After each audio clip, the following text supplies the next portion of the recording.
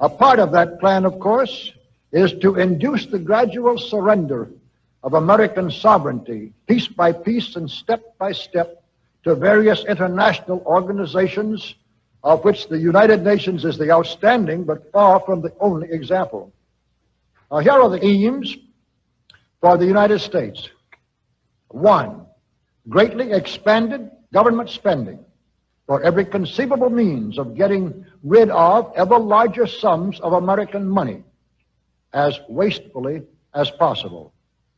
2, higher and then much higher taxes. 3, an increasingly unbalanced budget despite the higher taxes. 4, wild inflation of our currency. 5, government controls of prices, wages, and materials, supposedly to combat inflation. 6, greatly increased socialistic controls over every operation of our economy and every activity of our daily lives.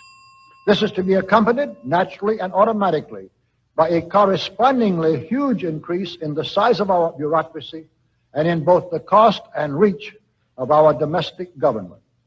7, far more centralization of power in Washington and the practical elimination of our state lines. There is a many-faceted drive at work to have our state lines eventually mean no more within the nation than our county lines do now within the states. 8, the steady advance of federal aid to and control over our educational system, leading to complete federalization of our public education.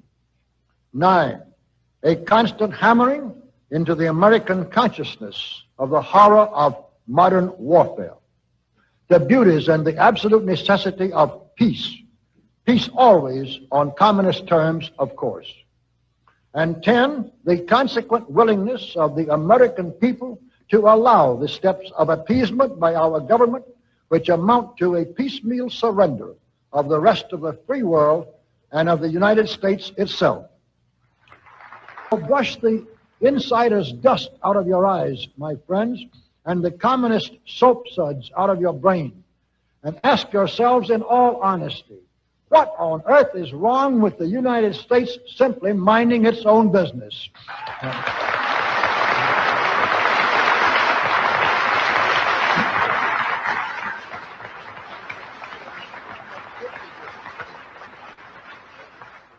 Or with having its foreign policy function primarily for the safety and benefit of the American people.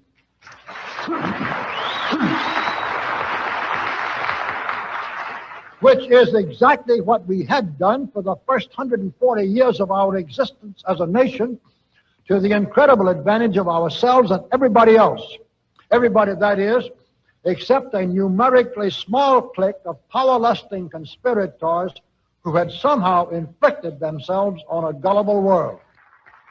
While we turn to a very brief summarization of what we hope the John Birch Society will help and even sometimes lead the American people to accomplish during the next 15 years.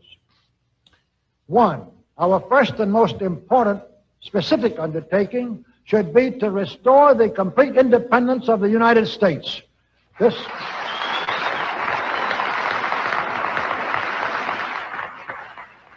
This includes our resolution to get us out of the United Nations and get the United Nations out of the United States.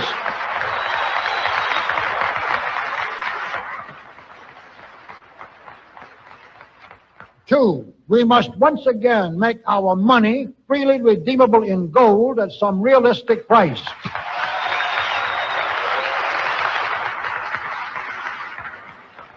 And we must take all practicable legislative steps to prevent a recurrence of the enormous thievery and other subversive crimes that have been perpetrated on the American people through a contrived inflation by every president from Franklin Roosevelt through Richard Nixon. 3,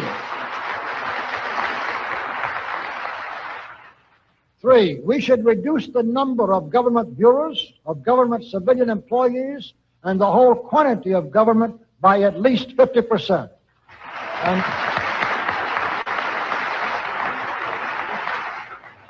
And we should achieve at least this much reduction in proper fashion through gradually convincing a majority of the American people of the wisdom of such a course.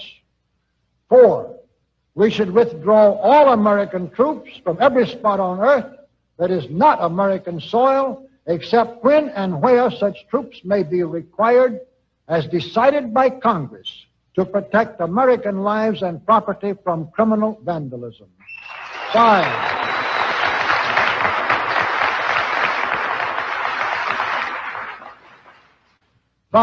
we should get government out of the areas and functions and activities where government does not belong.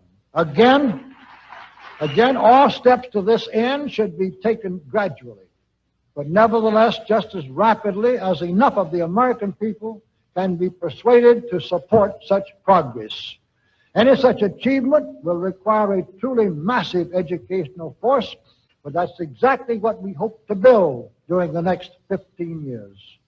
We could go ahead for at least 100 numbered items, but the John Birch Society will undoubtedly be working on more than that many specific projects, which will be laid out in its bulletins before another 180 months will have rolled around.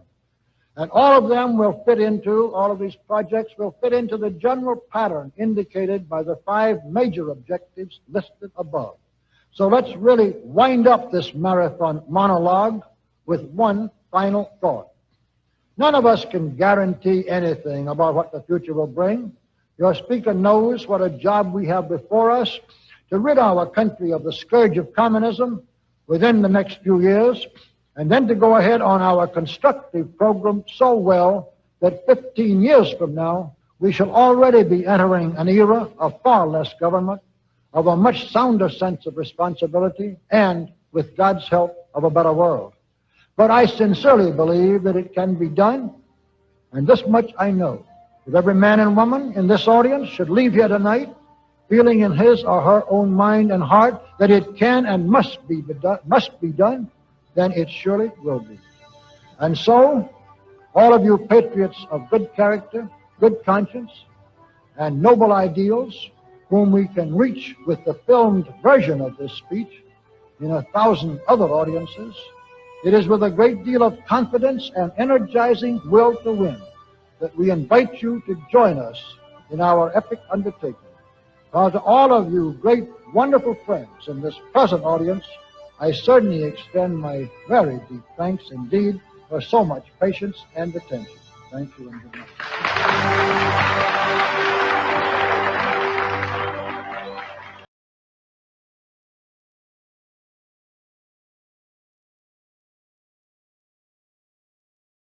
So good.